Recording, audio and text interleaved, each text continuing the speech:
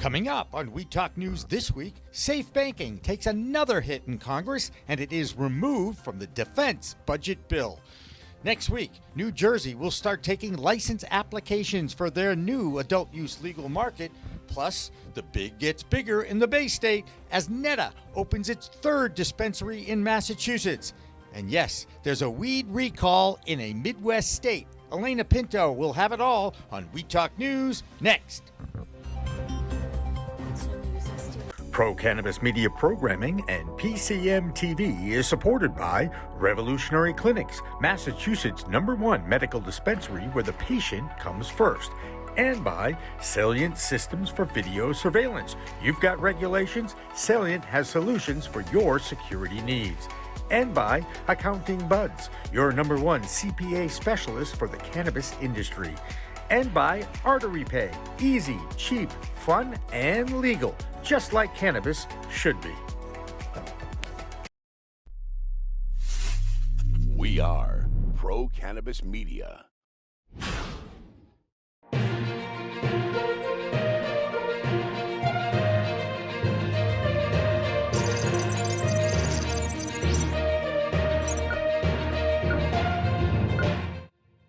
Hi, everyone. I'm Alaina Pinto for Pro-Cannabis Media and Weed Talk News. The end of 2021 is upon us, and all cannabis advocates want for Christmas is for Congress to stop dragging their feet when it comes to passing cannabis reform.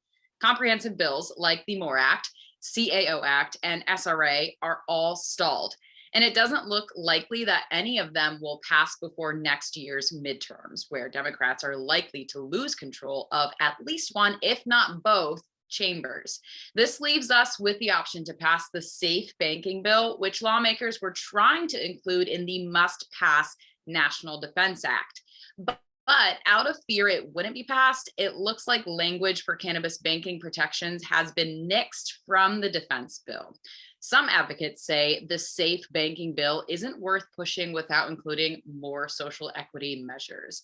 Either way, it's looking likely that cannabis will remain a volatile cash-only industry, at least for the next few years. With more from the nation's capital, here's Vote Pro Podcast's Phil Adams. Phil. Hi, I'm Phil Adams from Vote Pro Podcast, and this is the Weed Talk News DC Report. Provisions of the Secure and Fair Enforcement Banking Act approved by the House of Representatives were not included in the final version of the National Defense Authorization Act. Negotiations between the House and Senate failed to produce a deal to attach an amendment to the NDAA protecting banks that serve state legal cannabis businesses from federal penalties. The chief sponsor of the amendment, Representative Ed Perlmutter of Colorado, expressed his disappointment yesterday, but vowed to keep cannabis banking reform front and center, saying, quote, "The will of the people will prevail." Lawmakers continue to pressure the Biden administration to make good on his campaign pledge to provide relief to Americans with cannabis convictions. Last week, a group of House members sent yet another letter to the president, urging him to use his executive authority to pardon those convicted of nonviolent cannabis offenses, including individuals currently serving time. The letter, signed by Representatives Earl Blumenauer of Oregon, Barbara Lee of California, and Jamal Bowman of New York, is the latest in a series of such requests delivered to the White House during Biden's first year in office.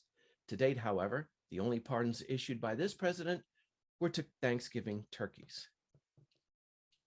Two federal drug agencies have signed on to a White House proposal to streamline the process of researching Schedule I drugs, including marijuana. Both the Drug Enforcement Administration and the National Institute on Drug Abuse say they support the change to the federal drug scheduling system proposed by the Office of National Drug Control Policy. The proposal seeks to encourage broader study of the potential risks and benefits of cannabis by simplifying the registration process and expanding access to Schedule I research. In a written statement, the DEA said, quote, "Such research is a critical part of DEA's mission to protect public safety and health." That's the Weed Talk News DC report for this week. I'm Phil Adams from Vote Pro Podcast. Also in the U.S. Capitol, the DEA and National Institute on drug abuse say they're in favor of a proposal to streamline the research of Schedule 1 substances. Schedule 1 substances like heroin or psychedelics are said to have no medicinal value and by law are not able to be studied. For some reason, cannabis has always been part of that Schedule 1 group. Short of descheduling the plant, the least the government could do is allow scientists to study cannabis and its effects. The DEA says expanding access to Schedule 1 research will only benefit public health and safety. Speaking of studies, researchers in Colorado say legal weed is helping create jobs. Looking at 8 years of data, researchers found that unemployment fell in counties in which dispensaries opened, and overall employment increased, particularly in manufacturing. They also found that there was no negative effect on worker productivity, putting the old lazy stoner stereotype to bed. With more from the business world of weed, Debra Borchardt has our Green Market Report. This is your business update from Green Market Report for Weed Talk News. This week included National Brownie Day, and what better way to celebrate than creating the world's largest edible and infused brownie? MaryMid did just that. They unveiled the world's largest cannabis-infused brownie in celebration at the launch of their new brand, Bubby's Bake. And the news went crazy. It even landed on the Jimmy Kimmel Show.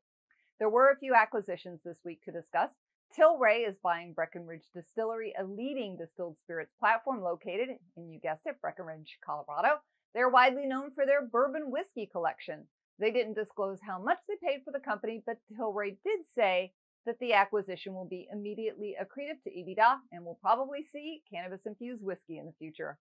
Agrify is buying the extraction company Pure Pressure for $9 million. They are an extraction company that also does advanced ice water hash processing. And Fire and Flower is buying Pineapple Express Delivery. That's Canada's largest delivery and logistics company for $5.3 million. And that's it for this week. I'm Debra Borchardt from the Green Market Report for Weed Talk News.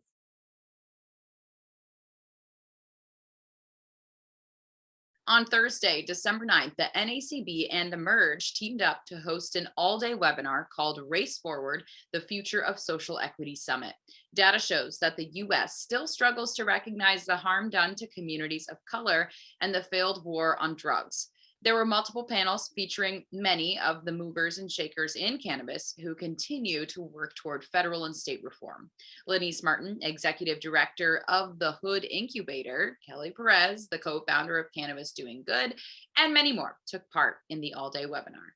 In international news, Mexico's Supreme Court has thrown out barriers to low THC cannabis production. The court solidifying an earlier ruling that laws against growing cannabis below 1% THC are unconstitutional. One company says the decision will now allow them to commercialize low THC and CBD products. And with more global cannabis headlines, here's Stephen Arthur George with our new European report. Stephen. I'm Stephen Arthur George with Kaya Advisors in Lisbon, Portugal. This is the European Cannabis Report for Weed Talk News. The European Union raises the maximum THC levels in hemp to 0.3%. After over a decade of work, the European Industrial Hemp Association was happy to report the change from 0.2 to 0.3% THC for industrial hemp. This expands growing options and will allow more hemp varieties to enter the European Union. Hemp activists consider this one a win. The 0.3% THC content aligns it with the US, only Switzerland allowing 1% THC in their hemp products. The EIHA says they will continue to work with the regulators moving forward. The European Medicines Agency Committee on Herbal Medicines Products starts revision on GACP guidelines. Over the past few years, we've seen growing concerns and questions over the good agriculture and collection practices certifications, which are needed for the cultivation of medical cannabis here in Europe. This caused the HMPC to take action and draft concept revision papers with the intent of addressing stakeholder requests on clarifications. The revision is being performed to address the starting materials of herbal origin under the guideline on good agriculture and collection practices and will bring more clarity for industry stakeholders. The German Stock Exchange is now attracting South African cannabis companies. With individual governments in Europe as well as the European Union starting to make progress in policy around cannabis, as mentioned previously, the continent is also attracting more investment. Countries abroad in Africa and South America are looking for ways to import products to supply the growing demand. On top of that, companies like Labatt Africa, which is a fully integrated cannabis healthcare company out of South Africa, just listed on the Frankfurt Stock Exchange in hopes of attracting more investment. That's the European Cannabis Report. I'm Stephen Arthur George from Kai Advisors, reporting for Weed Talk News. City supervisors in San Francisco have unanimously approved an ordinance to suspend cannabis taxes in the city through the end of next year. Voters approved a citywide sales tax on cannabis products, but now city leaders say the illicit market is rampant and legal regulated businesses are struggling to compete. By not charging any tax on cannabis products in 2022, the hope is that consumers will be driven to those regulated storefronts, not the streets. With more from the Golden State, Christopher Smith has our California report. Thanks for the intro, guys. Here's the California Roundup for Weed Talk News. If you've heard of the Boston Tea Party, you'll understand why California cannabis operators consider withholding taxes in protest against California's recent move to raise cultivation taxes by another 4.5% starting next year. Our cannabis tax rate is already as high as 45% in some jurisdictions, which is the main reason why the illicit market is twice as large as the legal industry here. Add in the flash mob robberies that have targeted our businesses lately with the inadequate response from law enforcement, and many are feeling too much taxation and not enough representation. After almost 90 years of spewing lies about cannabis, you would think that the propaganda machine would be busted or at least running out of gas. But nope, here's the latest from the Cannabis Haters Club. We're one cigarette away. Illegal pot farms pose wildfire risk in California's parched national forests. Now, no thoughtful people I know believe much of this, but our enemies are still trying this month. They claim that illicit cannabis operators smoking cigarettes are going to burn down our national forest and possibly Los Angeles itself. Let's move on to another area famous for fantasy, West Hollywood, where what's old is new. The city of 35,000 is planning to become the weed capital of the world with 40 new cannabis licenses over the next year. It's all part of its ambition to twist up a WeHo fatty from the city's artistic and social vibe sprinkled with cannabis.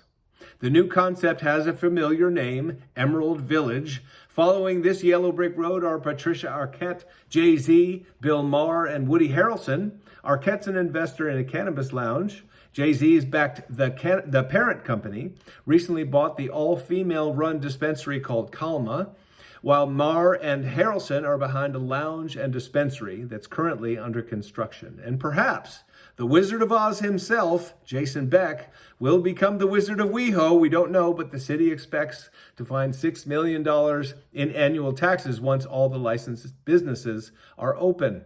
And it sounds like a dream come true. And I'm Christopher Smith from the American Cannabis Report, sending peace and love over the rainbow to Weed Talk News. City leaders in Portland, Oregon have approved a $1.3 million fund to provide grants to hard-hit dispensaries. Shops have been hit with a record-setting number of burglaries and robberies in the past 2 years, as well as the pandemic and wildfires. This makes the city of Portland the first local U.S. government to allocate cannabis tax revenue to an emergency fund for industry retailers. Sticking with the West Coast, Joshua Kincaid has our Washington State report. Josh. I'm Josh Kincaid from the Talking Hedge with the Washington State Cannabis Report for Weed Talk News. The Washington State Liquor and Cannabis Board approved filing for proposed cannabis testing rule changes affecting growers who use pesticide and heavy metals. So I had a friend who had 2 collapsed lungs recently from heavy metals that he bought from concentrates purchased on the legacy market. And that's because pesticide screening and heavy metal testing is only upon request as necessary, but not required. So the proposed testing is for every 50-pound bag, but ultimately it's going to cost businesses more due to the additional tests. So this could result in more consolidation as businesses weigh the additional cost burden.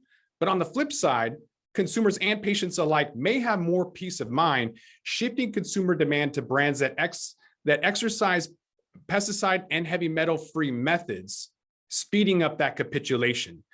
Next week, you guys are going to find out why cannabis cafes in Washington State are a Class C felony. But with that, we're going to have to roll up this Washington State Cannabis Report. I'm Josh Kincaid from the Talking Hedge, reporting for Weed Talk News. Don't forget to like, share, and subscribe, or don't. And I'm out. New info on Michigan's weed recall, the largest one in the state's history. Officials now say at least 18 people complained of allergic reactions and other health concerns, including hospitalization after consuming the recalled bud. A large portion of that recall has since been lifted by a judge. With that, let's check in with Michigan Normal Director Rick Thompson. Rick. This is the Michigan Report with Rick Thompson on Weed Talk News. Let's begin. The Marijuana Regulatory Agency says 18 people have reported illnesses associated with the massive recall of cannabis surrounding the Veritas Labs scandal. The lab scandal involves improperly tested cannabis from Veritas Labs. It involves 64,000 pounds of cannabis worth about $230 million and is the largest in state history, or at least it was the largest, until a Court of Claims judge chopped the recall in half. The MRA originally sanctioned both Veritas in Bay City and Veritas in Lansing for improper testing, but during court proceedings, MRA Representative Claire Patterson revealed that the only samples of cannabis from Veritas Lansing had failed cannabis retesting. The agency claimed the two locations share the same standard operating procedures, and if there was a deficiency in one lab, it must also be a deficiency in the other. The Court of Claims judge rejected that notion by upholding the recall against Veritas Lansing and lifting the recall against Veritas Bay City. Ms. Patterson's testimony was that 27% of cannabis from Veritas Labs, which was retested under the recall, had failed that retest, having positive results for biological contamination such as mold, aspergillus, or biological agents. Some of the 27% that failed was from the Bay City lab, Patterson said. Although recalled Veritas cannabis from Bay City, which has never been retested or passed, has been returned to the market, sources tell me all cannabis which failed a retest is unavailable for sale until it is remediated or turned into concentrates. But what about the 18 people reported to have suffered reactions to the tainted medicine? Some have suffered allergic reactions, and some have been hospitalized for potential exposure to inhalants. The Marijuana Regulatory Agency refuses to provide additional information about the illnesses, the recall, or anything related to this story, but we'll continue to follow it closely. Is there fentanyl-laced cannabis in Michigan? Say it with me, people. Hell no. But that didn't stop the Michigan Poison and Drug Information Center from issuing a holiday warning about fentanyl-laced cannabis in our state. This is not the first year they've issued that warning, and like in years past, it comes with no actual verified incidents in our state or in neighboring states either. Look, the information is all over the map on this one, so let's go slow. The Poison Center says it's an emerging threat in Michigan. Fox News claims, quote, several patients have been treated in out-of-state hospital emergency rooms for opioid exposure and overdose after they claim to have only smoked marijuana, end quote. Yet it seems only one actual sample of cannabis, including fentanyl, was ever documented in America, and that was in Connecticut. Michigan's Health and Human Services claims there have been 8 suspected cases of fentanyl-laced cannabis in Michigan since June 1st of this year, but none of them has been confirmed by laboratory results. In July of this year, Forbes magazine discussed this hard-to-beat-down story about fentanyl and cannabis, but they concluded all the reports seem to be vague. Quote, reports of fentanyl poisoned weed have circulated for years, but almost exclusively in news reports or press releases by police, end quote. Here's another one from Forbes. Marijuana laced with fentanyl is either so rare as to pose a risk more remote than 1 in a million. Forbes also quotes Dennis Caution, the president of Harm Reduction Ohio, who says fentanyl-laced marijuana is a myth. Just a few days ago, Lee DeVito from the Metro Times authored an op-ed which carries the title, Claim of Fentanyl-Laced Weed in Michigan Doesn't Pass the Smell Test. In the article, DeVito points out that fact-checking website Snopes deemed claims of cannabis and fentanyl as false, while BuzzFeed called them, quote, the hardiest urban legend of the US overdose crisis, end quote.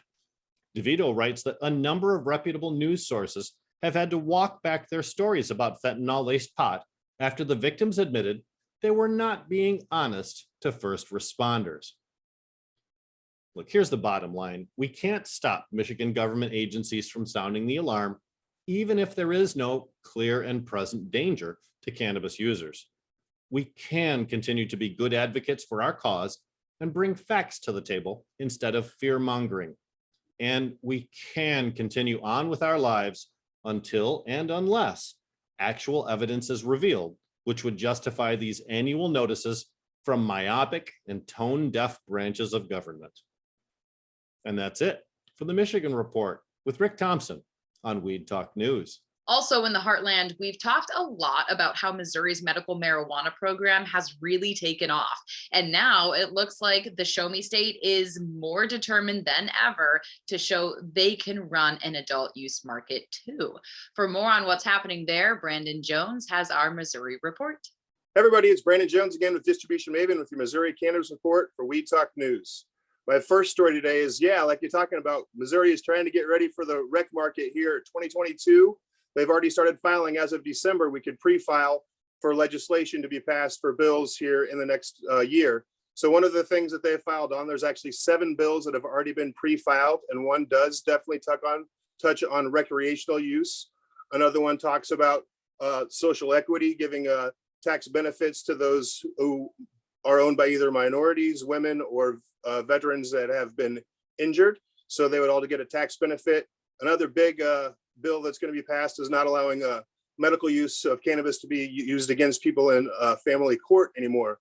I know there's some people close to me that are having issues with that right now, with they have to hide their cannabis use from the family court, and that's just medicine like we all know. My second story today comes out of St. Louis Post-Dispatch. If we paid attention to St. Louis just recently, they passed decriminalization there. And now then this next legislation would pass, if passed, would not allow for cars to be searched just because of the odor.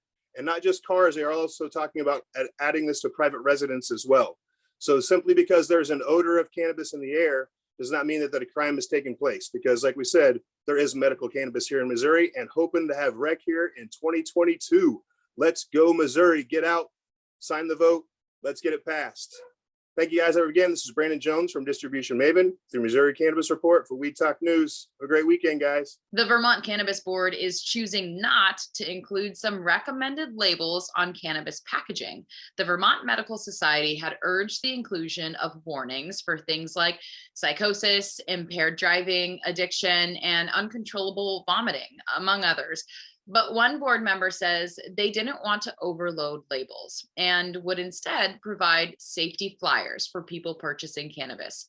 And in Vermont, we have Jessilyn Dolan with this week's Green Nurse Report. Jessilyn Dolan from Nurse Grown Organics and Vermont Cannabis Nurses, and this is the Weed Talk News Vermont Report. Vermont's Cannabis Control Board has rejected recommendations from the Vermont Medical Society and decided against both capping THC levels at 15% and recommending specific warning labels on the health effects of cannabis products. The Vermont Cannabis Control Board recently notified Vermonters of an attempted financial scam targeting prospective participants in the adult use cannabis marketplace. A caller claiming to be from the Cannabis Control Board demanded cash and private information in order to avoid fines. The board made a community announcement stating they will never demand money without it being part of a well-established process. The fentanyl-laced cannabis scares that made national headlines proved to be a fallacy. Friday, December 10th, the Vermont Growers Association hosted a Grow Your Own Business Development event at August 1st Bakery in Burlington, including updates on the latest adult use licensing proposals with community networking and baked goods on the menu. The towns of Wilmington, Rockingham, and St. Albans will now allow residents to vote on town meeting day as to whether they would like to opt in to cannabis retail sales or not. That's the Vermont Report for Weed Talk News. I'm Vermont's cannabis nurse, Jessilyn Dolan. New Jersey is one step closer to selling legal weed. The Garden State will begin accepting applications for growers, processors, and testing labs on December 15th, followed by applications for dispensaries in March. Right now, there are no deadlines for filing those applications, and the only cap is on cultivation operations, allowing 37 licenses to be issued between now and 2023. Sticking with the East Coast, Claudia Post has our Pennsylvania report. I'm Claudia Post from Most Consulting Group right here in Pennsylvania, reporting for Weed Talk News. As you may recall, last week, I talked to you about Dr. Oz, the world famous celebrity heart surgeon. Unfortunately, his health advice around COVID has been widely criticized by doctors, scientists, and lawmakers who now accuse him of peddling pseudoscience. If this is true, how credible an advocate will he be for marijuana? I am so happy to tell you that a bipartisan group of senators, it's sort of amazing that bipartisan part, introduced a bill to allow home grow. Pennsylvania is Philadelphia and Pittsburgh, and I like to say with Pennsylvania in between. The problem is that a lot of the dispensaries are far away from folks, and it's a burden to travel. It's costly. And so home grow will allow people to have their own medication with a number of plants right in their own homes. Another exciting movement is on the way for a much anticipated bipartisan bill to legalize recreational marijuana. And I want to tell you, we better hurry up because all the states around us are going to do that, and we don't want to lose the revenue. John Fetterman, our wonderful lieutenant governor, is pushing for expungement of cannabis records to restore opportunities for folks like housing, student financial aid, and employment. It is ridiculous in this day and age to have been arrested for possession of marijuana. When do you carry this on your record? As we all know, it really impedes your ability to do so many things. So expungement is the way. Right here in Pennsylvania, there are 20,000 marijuana related cases, and some cases go back decades. Nuts. Okay, everybody, this is a wrap for our Pennsylvania Cannabis Report. I'm Claudia Post from Most Consulting Group, and I'll be back next week to talk about what's hot and what's not in Pennsylvania. From Weed Talk News, have a great week. A Massachusetts cannabis company setting a record this week for the world's largest ever edible brownie. Yeah, the launch of the new Bubby's Baked edible brand could easily launch someone into space with that THC content. And with that, Ron Marshalsea has our Bay State report. I'm Ron Marshalsea with the Massachusetts Cannabis Report for Weed Talk News. Nana Northampton was one of the first medical dispensaries to open in Massachusetts, and since the adult use market launched in November of 2018, their Brookline location on Route 9 is the state's busiest. Now they've added a third combination medical and adult use dispensary in Franklin. PCM founder Jimmy Young was there to report on their grand opening. Saturday was a grand opening party in Franklin, Massachusetts for Netta, a multi-state operator owned by Parallel. Cannabis is big business in the Bay State, with over $2 billion of weed sold since the adult market launched in 2018. This year alone, $1.2 billion is on the books for cannabis sales, now with over 170 dispensaries open around the state. Netta, New England Treatment Access, leads the pack, and their new Franklin facility covers 10,000 square feet. That space includes retail, with shelves stocked with the latest and hottest strains, concentrates, and tinctures and topicals. Plus, they now have a huge warehouse where vendors exhibited their products. A grand opening packed a huge parking lot that is attached to this facility.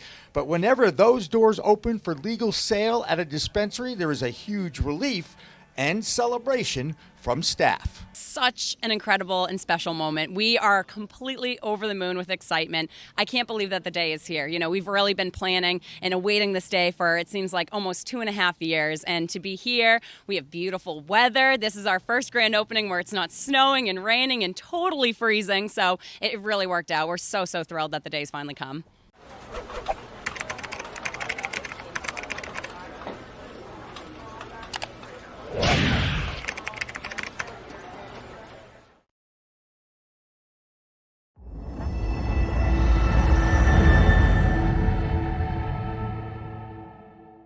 Speaking of brand new dispensaries in the Bay State, Ascend Newton opened this past Sunday, becoming Ascend's second dispensary in the state and joining Ready and Garden Remedies as the third dispensary in Newton. Andrea Cabral, CEO of Ascend Massachusetts, said in a statement, "The opening of Ascend Newton represents an opportunity to better serve customers in Newton and other Boston suburbs by way of offering best-selling products and a best-in-class shopping experience. We are proud to have hired a diverse local staff and look forward to building relationships and supporting the Newton community. Customers can make appointments for in-store ordering and order online for pickup or delivery." And finally, a cannabis shop in Massachusetts set out to break a world record as they baked a pot brownie weighing 850 pounds. Maramed, the company who baked it, says it contains 20,000 milligrams of THC. The baking project honored National Brownie Day, which was on Wednesday, and it was also part of a promotion for Maramed's new brand of cannabis brownies, Buddy's Baked. That's this week's Massachusetts Cannabis Report. For Weed Talk News, I'm Ron Marshalsea. Bay State Cannabis Report is supported by Holyoke Cannabis, Holyoke's finest cannabis recreational experience.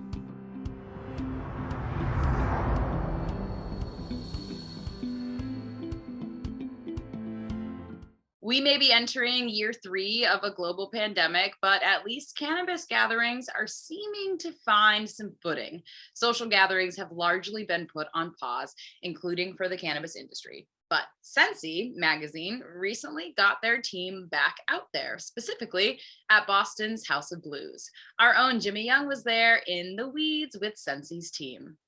Hi, everybody. What a special edition of In the Weeds with Jimmy Young here at the Foundation Room at the House of Blues in Boston with Richie Guerra and Jake Boynton from Sensi Magazine. This is all about connecting and networking. And how important is this, Jake, to get face-to-face communication with people from the cannabis industry? Oh, my gosh. It's so important. Are you kidding me, Jimmy? I mean, especially after the past year and a half or 2 years, we've had no in-person events. Making that face-to-face connection, it really lasts a lot longer than those Zoom calls, you know? So I think. Absolutely. And Richie, Sensi Magazine's been doing this for years now all over the country in the various markets. You know, how special is doing it here in Boston? I mean, for myself, very special, as Jake and I are Boston University alumni, so right down the street from here. I won't hold that against you. Pretty amazing. It's really good to feel that. Yeah, thanks. No, I'm a tough guy, okay? Okay, all right. And, you know, and furthermore, in 2021, going into 2022 in Boston in the Massachusetts market, I mean, I currently am living in the New York market, established myself in the Colorado market, you know, go to MJ Biz. I talk to people around the country, and this is a hell of a business that is being established here, and we've all seen getting established. And there's so many new products and new companies coming online, and so this is what's needed, is events like this for those brands to be swapped out and these relationships to be built. And, you know, to go along with Jake's answer there, like, cannabis is one, prior to it ever being legalized, is the kind of place that trust was obviously a big deal, you know, and that has bled over into the legal market as well. So that trust is established in person at events like this, not just over Zoom or over an email. This has already been a $2 billion industry in Massachusetts, guys. That's total sales, which far surpasses what a lot of the projections were. The future looks bright. I'm guessing the future looks bright for Sensi Magazine, too. Yeah, I think so. You know, we expanded to a bunch of new markets this year. You know, we had to roll back and stop printing for the 18 months that, you know, we were dealing with the pandemic. We're back in print now. We're expanding again, and you know, we're ready to welcome in new companies to what we're doing all over the country, not just in New England or Massachusetts. He's Jake Boynton. I'm Jimmy Young, and that's Rich Guerra. And this has been a special edition of In the Weeds with Jimmy Young, somewhere in Boston at the Foundation Room at the House of Blues. And in a recent medical journal study, researchers found that marijuana makes sleeping worse, especially for regular users. Or at least that's what the headline from CNN reads. If you read the article, you'll find the study is actually inconclusive, and there is no clear evidence that cannabis cuts into your REM cycle. So maybe, just maybe, the government could find a way to allow more studies on the plant. Until then, remember, it's a whole new world of weed out there, so use it wisely. I'm Alaina Pinto for Weed Talk News and Pro Cannabis Media.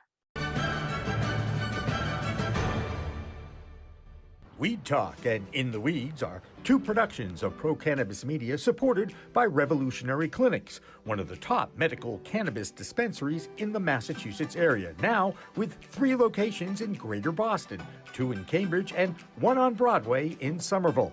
Rev Clinics has a patient-first mission. They will customize your needs as a medical patient with the proper titration and combination of strains, flavors, and products. Rev Clinics, where the patient comes first.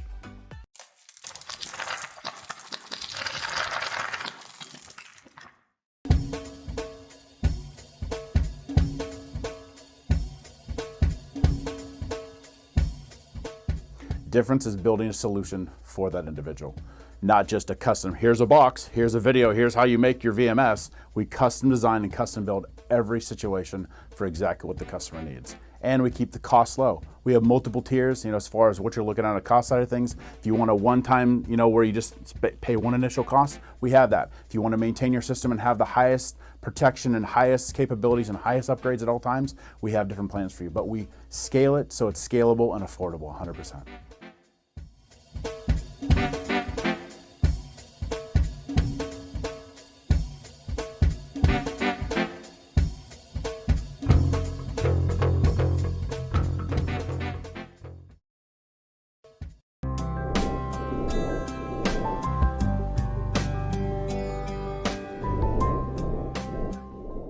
Pro Cannabis Media programming is available live and on demand on our Facebook page at Pro Canna Media, on Instagram at Pro Cannabis Media, on LinkedIn also at Pro Cannabis Media, on YouTube and YouTube Live on Pro Cannabis Media, Twitter at Pro Canna Media, and on twitch.tv/Pro Cannabis Media. So like, share, and subscribe to all of our content, newsletters, and shows live or on demand.